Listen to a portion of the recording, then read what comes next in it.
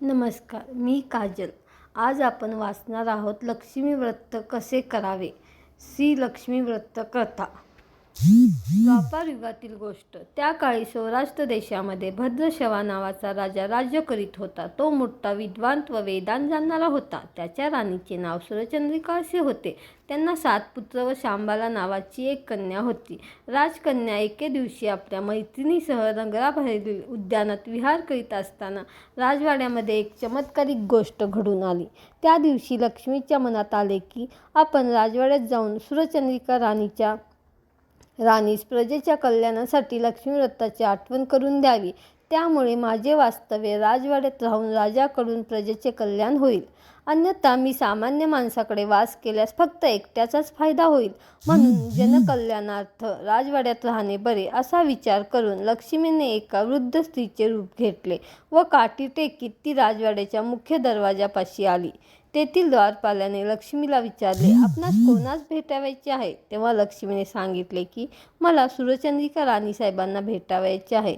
द्वारपालाने लगेच राणीच्या एका दासीला बोलवून लक्ष्मीची भेट घालून दिली.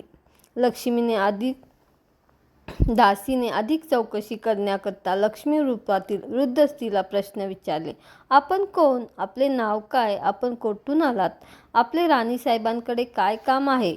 लक्ष्मीने दासीला सांगितले की मी द्वारकेत राहणाऱ्या भुवनेश नावाच्या विद्वान ब्राह्मणाची पत्नी असून माझे नाव कमला आहे. मी येथे येण्याचे कारण तुला थोडक्यात सांगते, ऐक. तुमची सुरचंद्रिका राणी मागच्या जन्मी एका वैश्याची पत्नी होती. तो वैश्य दारिद्र्य होता, त्यामुळे नवरा बायकोंचे वारंवार तंटे होत असत.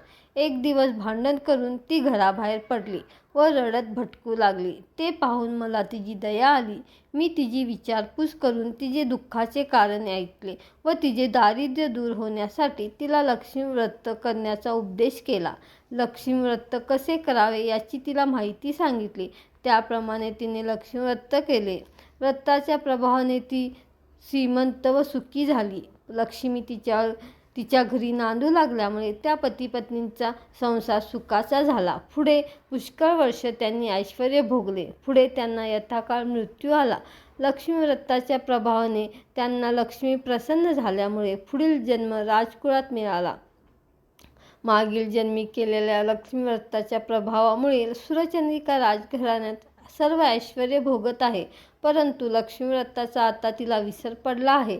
म्हणून सुरचंद्रिकेस लक्ष्मी व्रताची आठवण करून देण्यासाठी मी येथे आले आहे.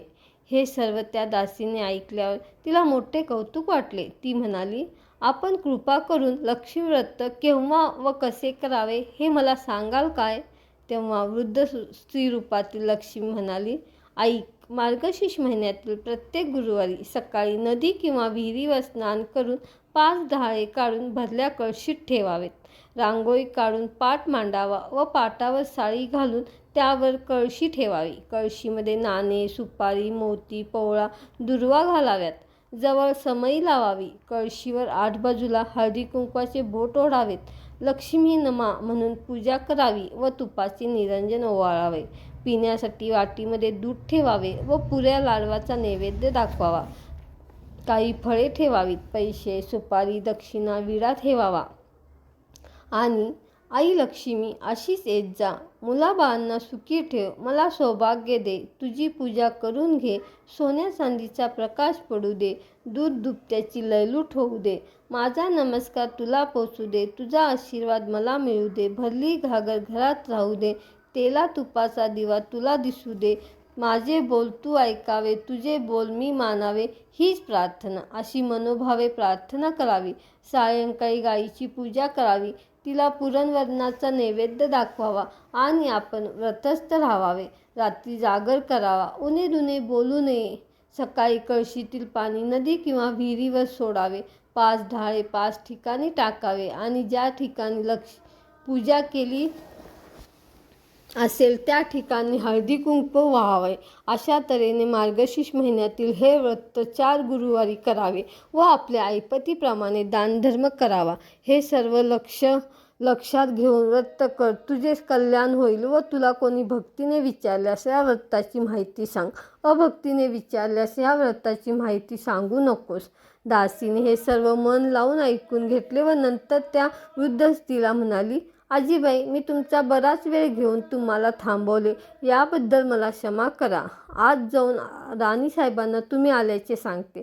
त्याप्रमाणे दासीने राणीवशात जाऊन एका वृद्ध ब्राह्मण स्त्री भेटावयास आल्याचे राणीला सांगितले. सुरचंद्रिका राणीला वैभवाचा मोठा गर्व झाला होता. त्यामुळे तिला दासीचा निरोप आवडला नाही व उलट राग आला. राणी उद्दम झाली होती. ती रागाने बाहेर आली व त्या वृद्ध स्त्रीला म्हणाली, काय गथेरडे, तू कशाला आलीस येते? कुणी सोडलं तुला इथवर? चल, चालती हो इथून. लक्ष्मी म्हणाली, दृष्ट, इतकी उन्मत्त कशाने झालीस? तुझे उन्मत्त वर्तन पाहून मला क्षणभरी येथे राहावेसे वाटत नाही. आजचा दिवस लक्ष्मीचा असता तू माझी अवहेलना केलीस, त्याचे फळ तुला लवकरच मिळेल. असे म्हणून लक्ष्मी तेथून चालूही लागली. लक्ष्मी राजवाड्यातून रागाने बाहेर पडत असताना वाटेत श्यामबालेच्या दृष्टीस पडली. तेव्हा श्यामबालेने तिची आस्थेने विचारपूस केली. लक्ष्मी राजवाड्यात घडलेली सर्व हकीकत तिला सांगितली, कारण श्यामबालेने तेथे राहू नये असे तिला वाटत होते. श्यामबालेने लक्ष्मीचे बोलणे शांतपणे व नम्रपणे ऐकून घेतले व त्याच दिवशी व्रतास आरंभ केला. मार्गशीर्ष महिन्यातील तो पहिलाच गुरुवार होता. लक्ष्मीच्या प्रसादाने श्यामबालेचा विवाह सिद्धेश्वर नामक राजाच्या मालधर नामक राजपुत्राशी झाला व श्यामबाला प्रतिगृही राजवैभवात नांदू लागली. इकडे लक्ष्मीचा कोप होऊन भद्रशवा राजाचे राज्य लयास गेले. सर्व संपत्ती जाऊन राजा राजभ्रष्ट झाला. त्याचे सर्व वैभव जाऊन त्यास दारिद्र्यावस्था प्राप्त झाली. राणीच्या आडमुठ्या वागण्यामुळे राजकुमारही सोडून गेले. वेळेवर खाण्यास अन्न नाही, पांघरावयास वस्त्र नाही अशी स्थिती झाल्यामुळे राणीने आपल्या जावयाकडे जाऊन सहाय्य मागण्याची राजाला सूचना केली. राजा त्याप्रमाणे फिरत फिरत जावयाच्या राजधानीत आला व नदीकाठी विश्रांती घेत असता त्याला श्यामबालेच्या दासीने पाहिले व राजवाड्यात जाऊन श्यामबालेच्या कानावर घातले. हे ऐकून श्यामबालेने आपल्या वडिलांना वस्त्र, भूषण व घोडा पाठवून मोठ्या आदराने बोलवून घेतले. त्यांचा आदर सत्कार करून घरचे वर्तमान विचारले. सर्व ऐकून श्यामबालेस वाईट वाटले. श्यामबालेने पित्याचा 4 दिवस पाहुणचार करून द्रव्य देऊन निरोप दिला.